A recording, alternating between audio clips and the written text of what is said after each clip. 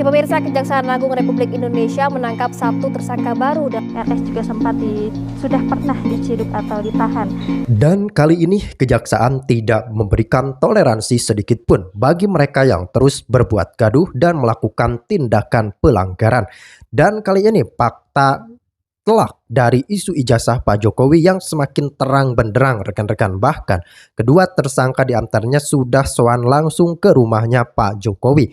Memang soal keaslian dan keabsahan ijazah sudah tidak bisa dibantah lagi. Kemudian kalau kita melihat kelompok penuding ijazah tersebut, bisa saja dari luar mereka terlihat benar-benar sangat solid, tapi isinya histeris rekan-rekan. Nah, bisa saja seperti itu karena kalau kita ketahui bahwa Egy Sujana pun di awal bagaimana rekan-rekan frontal dan gagah-gagahnya.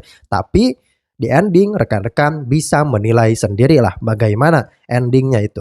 Kemudian kita melihat bagaimana keseriusan dari pihak Kejaksaan Agung yang benar-benar sangat luar biasa. Kali ini tidak henti-hentinya meringkus membabat habis oknum-oknum yang korup di Indonesia. Lalu bagaimana berjalannya kronologi tersebut? Ayo kita analisa bersama. Saya agak kesalkan, Konstitusi ini kan selalu basicnya kan bicara agama. Saya juga agama. Kalau orang sudah mau berdamai, saudara Konstitusi, dorong mereka. Saudara bilang itu seolah-olah Jokowi ini orang yang sangat zolim. Saya mau tanya, apa kezoliman Jokowi kepada Bang Egy? Apa kezoliman Jokowi kepada Roy? Apa kezoliman Jokowi kepada Tifa? Kalau urusan Bang Tri, urusan Gus Nur, itu urusan lain. Dan Anda bukan pengacaranya pada waktu itu. Bang Egy yang pegang kendali pada waktu itu. Hitung itu dari pertemuan 55 menit dan doanya itu sangat ini sekali menggugah gitu karena dia sebutkan Pak Jokowi adalah ayahanda, lindungilah ayahanda, selalu katakan itu adalah ayahanda kami begitu. Dan waktu pertama bertemu apa yang dikatakan Pak Jokowi, Bang Egy, alhamdulillah kita ketemu. Bang Egy masih ingat nggak waktu membuka LBH Bang Egy dengan Bang Todung Mulya Lubis tahun 2005 di Solo? Saya yang membuka. Apa artinya? Perhatian beliau itu sangat luar biasa terhadap yang kecil-kecil pun. Dia itu menghormati kepada tamunya untuk itu. Singkat cerita, kalau dikatakan tidak ada minta maaf, buat apa datang jauh-jauh kalau tidak meminta maaf itu? Apakah perlu dikatakan saya harus minta maaf? Pelukan udah menggambarkan itu. Sangat erat. Pak Jokowi tidak pernah bicara bersalaman begini, tidak pernah. Dia bersama, mencium tangan. Semua orang berlipat-lipat ataupun dengan mengurangi jumlah tahun hukuman gitu ya. Jadi itu yang terlihat pada Ibu Elidaneti. Kita apresiasilah dalam hal bagaimana beliau mengadvokasi pendampingan hukum terhadap Pak Egy Sujana ya. Top itu, artinya Ibu Elidaneti tidak ingin mengantar kliennya masuk penjara. Nah, ini baru pengacara sejati ya, bertempur melalui jalur hukum ya, bertempur melalui jalur hukum. Terlepas di dalam ada dinamika gesekan-gesekan di dalam jalur hukum, tapi beliau mempertahankan agar kliennya itu tidak boleh masuk penjara. Itu baru namanya advokat. Advokat dulu ya. Perihal setelah nanti ada gesekan, itu akan menjadi tafsiran dan perdebatan dalam dunia hukum. Nah, di sini yang Mosato lihat dalam analisis Mosato ya, bahwa Ibu Elidaneti ini lebih menekankan pada spirit realitas ya, spirit realitas, bahwa realitasnya seperti ini, bahwa oh udah ada kesepakatan perdamaian maka harus dibebaskan. Bukan dibebaskan, harus ada proses hukum selanjutnya di mana untuk meringankan gitu ya, untuk tidak dipenjara dengan akhirnya keluar SP3. Tetapi dalam analisis saya melihat pada AK ini ya, Ahmad Kosinudin ya, kemudian Pak Gofur, Refli Harun ya, pengacara dari kubunya Roy, Suryo, Rismon dan Tifa, ini semakin tetap ingin mempertahankan mereka bahwa oh mereka yang paling benar dalam hal soal pembuktian, kemudian dalam hal soal bagaimana analisis hukum ya.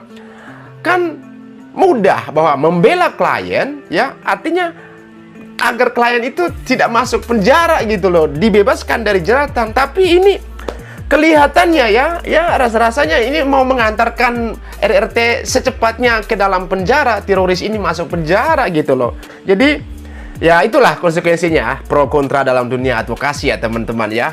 ya namanya dunia pendampingan hukum, advokasi, semua bisa multitafsir. Tapi tergantung siapa yang bisa memanfaatkan momentum hukum pada saat ini, di mana sudah ada restoratif justice, ya perdebatan belakangan, yang penting jalanin dulu restoratif justice-nya, kemudian baru ada perseteruan-perseteruan berikutnya. Nah, langkah pertama bahwa secara yuridis bahwa sudah ada langkah restoratif justice. Itu yang dilakukan oleh kubunya Pak Egy Sujana ya. Dan itu kita sudah tahu semua ya. Mas Sato tidak akan mengulas lebih banyak ya mengenai sejarah dari dulu ya, bagaimana yang bermula dari perdata kemudian ke sekarang menjadi pidana ya. Itu sejarah dari bagaimana perjalanan kasus ijazah asli Pak Jokowi yang dituduh palsu ya. Nah, kita lihat ini bagaimana Ibu Elidanetti ya. Ibu Elidanetti mengancam melaporkan Rustam Effendi ya, dan bahkan menantang untuk berdebat ya dengan Bang Gofur ataupun AK ya dari pengacaranya Roy Suryo ya. Ya, Ibu Elidanetti sekarang ya beban hukumnya agak berkurang ya, agak berkurang. AK ini kayak pengacara yang punya semangat heroisme ya, semangat ya bahwa wah saya ini seorang pahlawan untuk menyelamatkan klien saya. Nyatanya gimana? Ya, nyatanya kan ya teman-teman tahu, pintu penjara semakin dekat ya, SP3 semakin dekat, penahanan oleh jaksa juga semakin dekat. Harusnya di situ kan mereka buat satu pembelaan gitu. Bagaimana? Ya paling tidak kalau pembelaan ya oke. Maksud saya mungkin ya datang ke Pak Jokowi lah, minta maaf gitu, datang minta maaf, Bapak kami salah, kami mohon maaf, kami telah menuduh ijazah Bapak palsu dengan berpura-pura menjadi peneliti, semisal begitu ya kan. Kami sakit hati dengan Bapak, mungkin kami nggak dapat jabatan, semisal begitu ya. Kita kan misalkan saja gitu. Tapi ya terserah, kembali lagi ke suara hati, kembali kepada kesadaran ya. Saya tidak ingin berbicara lebih banyak, tapi kita lihat bagaimana perseteruan ini yang sangat nyata ya, nyata bahwa Ibu Elidanetti sepertinya sudah sudah 360 berbalik badan dari pihak Roy Suryo CS. Ada apa? Kita lihat ini. Ingat kutukan Tuhan ya, Rustam. Kau pembohong. Kau bilang saya melihat ijazah nangis. Sudah itu kau bilang, Ibu jangan lebay Bu. Terus semua yang mendengar statement kamu tertawa. Puas kamu seperti itu? Saya nggak ikhlas loh sama kamu digituin. Saya bisa laporin kamu loh. Wah, ini siap dilaporin? Kamu ngomong sembarangan. Juga Gofur, bisa saya laporin loh. Kapan saya sesatnya? Ini bahaya nih ya. Jangan kayak gitu. Nyari kelemahan orang, merasa kalian hebat. Emang pendapat kalian saya setuju? Enggak. Banyak pendapat kalian enggak masuk pada substansi. Enggak kapasitas. Tapi saya diam. Itu hak kalian. Selama ini saya tidak pernah berkomentar. Begitu saya berkomentar, kalian salah memaknai. Apa kalian sirik? Ya? Apa kalian takut publikasi kalian gimana? Berarti kalian hanya butuh publikasi, tidak butuh pendalaman hukum tentang perkara ini. Hanya ribut dengan publikasi. Siapa yang mau di TV One, siapa yang mau di TV News, siapa yang di Kompas, sibuk rebut-rebutan. Hanya seperti itu. Biar eksis gitu ya. Icik. Kalian berotak minim. Otak kalian minim. Kalian tantang saya siap. Argumen ya, atau apapun, lu jual gua beli. Wah, asik. Gua borong, mantap Bu. Digituin. Ingat ya Rustam, kamu siapa? Kamu terjebak dengan omongan kamu. Tuh, tadi yang saya petik itu kata pendalaman hukum dari seorang Ibu Elidanetti mengucapkan ya. Ibu mengucapkan pendalaman hukum ya. Dan siap borong 3 orang ini untuk melawan Ibu Elidanetti ya. Seteru terbaru ya bahwa Ibu Elidanetti akan siap borong berdebat dengan 3 orang. 3 orang tuh tadi yang sudah disebutkan ya, AK, Pak Gofur dan Rustam Effendi ya. Duh, ini bakal seru teman-teman. Ini babak baru nanti ya. di mana pecah belah. Jadi kita menikmati saja, ya, kita menikmati saja. Tapi satu hal yang saya mau garis bawah di sini, saya mengapresiasi Ibu Edi Daneti, ya, terlepas bahwa dia dikatakan misal kemarinnya Ibu Edi Daneti mengaku bahwa saya dikatakan termul dan sebagainya, pengakuan beliau bahwa dia bukan termul dan sebagainya, bukan pendukung Pak Jokowi maksudnya, ya. Tapi kita melihat bagaimana sisi beliau melakukan pendalaman hukum, perjuangan untuk, ya, meringankan beban hukuman terhadap kliennya itu. Nah, itu yang kita perlu apresiasi. Saya pikir semua advokat begitu, ya. Semua advokat gitu, bahwa panggung di sosial media itu sah-sah saja berdebat. Tetapi beliau menggarisbawahi kata pendalaman hukum. Berarti ada langkah-langkah yang dimana ketika mendalami sesuatu, berarti ya ada hal yang kita lihat, ini kira-kira bisa tidak untuk meringankan klien saya, atau ini bisa tidak untuk membebaskan klien saya. Jadi hal-hal itu hindari untuk menghindarkan dari beban hukuman itu. Nah, itu yang dilakukan oleh Ibu Edi Daneti, ya. Terlepas bahwa ada yang pro, ada yang kontra dengan Ibu Edi Daneti, wajar, itu wajar, ya, wajar, karena ini soal positioning, ya, teman-teman, sekali kan positioning, ya, soal posisi Ibu Edi Daneti membela kliennya. Semisal Ibu Edi Daneti berposisi di kliennya lain yang mungkin kontra itu, ya pasti beliau akan mencari porsi, mencari suatu pendalaman hukum atau dalil-dalil yang bisa untuk kliennya bebas.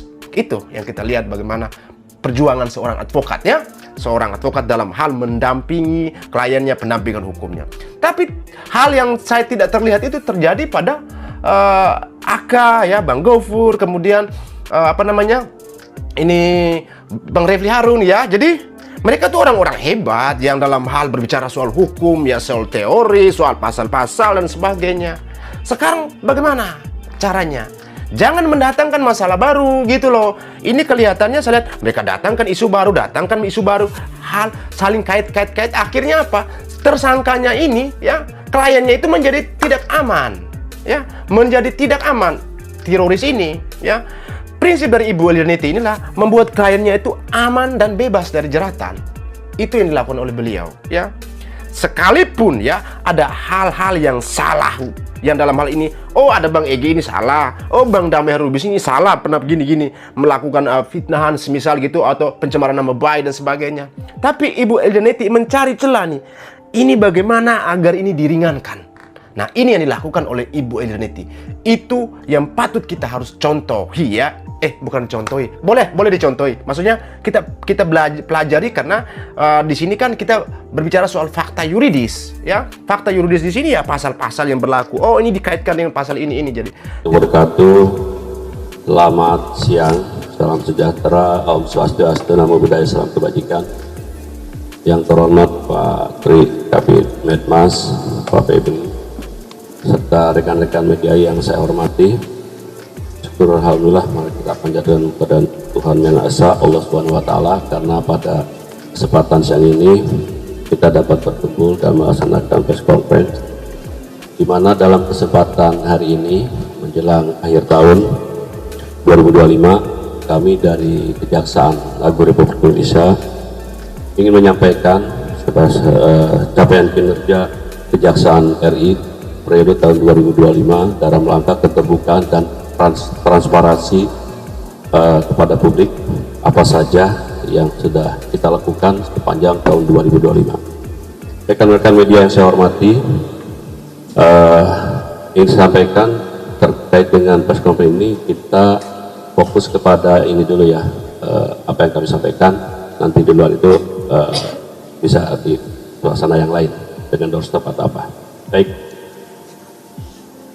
yang pertama, di bidang pembinaan, realisasi anggaran Kejaksaan Republik Indonesia mencapai 98,39% dari total anggaran 26.255.981.982.606 rupiah, yang terrealisasi 98,39%, kurang lebih 26.635.522.000 rupiah.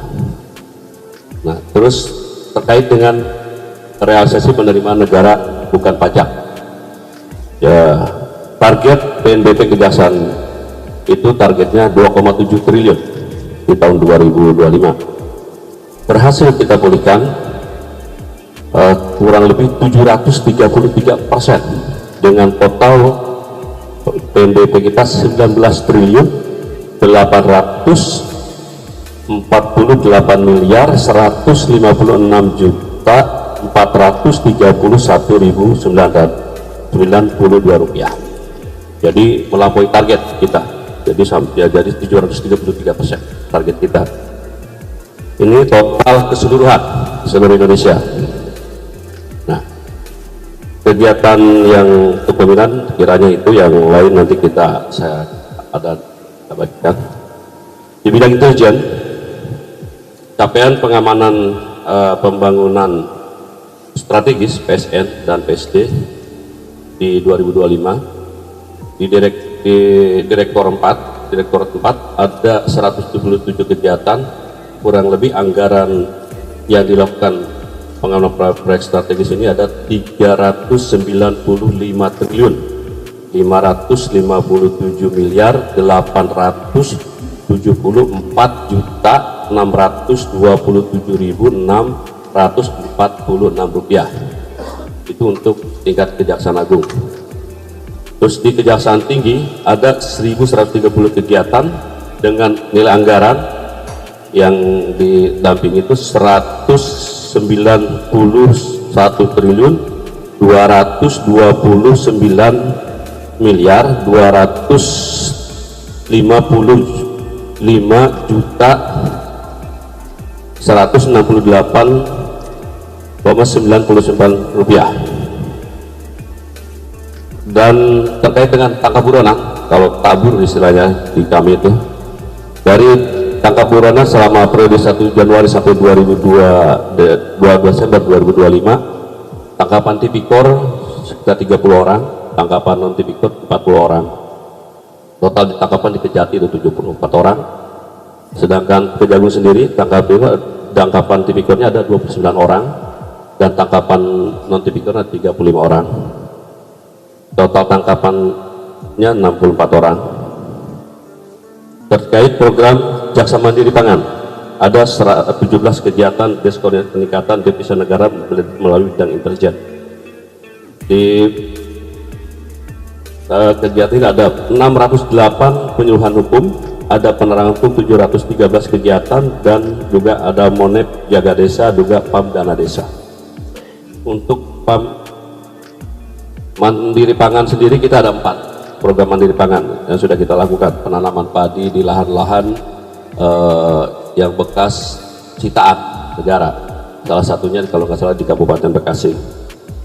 Terus satuan tugas PAM SDO mengamankan personel-personel yang bermasalah, ada sekitar 53 kegiatan PAM SDO. Nah, jadi itu dia rekan-rekan. Perihal isu ijazah memang kita berharap untuk segera selesai, karena bagaimanapun juga ini keabsahan dan keaslian sudah tidak bisa dibantah lagi. Kemudian kalau kita berbicara misalnya ada 2 tersangka yang sowan, bahkan kabarnya sudah mendapatkan status TSK-nya dicabut. Nah, itu kabar yang saya dengar, tapi apakah resmi dicabut atau tidak mungkin kita masih menunggu kabarnya, karena kan rekan-rekan kabar yang menyeruak ke permukaan bahwa SP3-nya sudah keluar. Kemudian kalau kita melihat dari kelompok penuding ijazah ini, ya memang itu kan untuk bersuara, ya hak mereka saja, tapi ingat juga bahwa Pak Jokowi pun berhak merespon. Kemudian kalau kita melihat Kejaksaan Agung, ini benar-benar sangat luar biasa.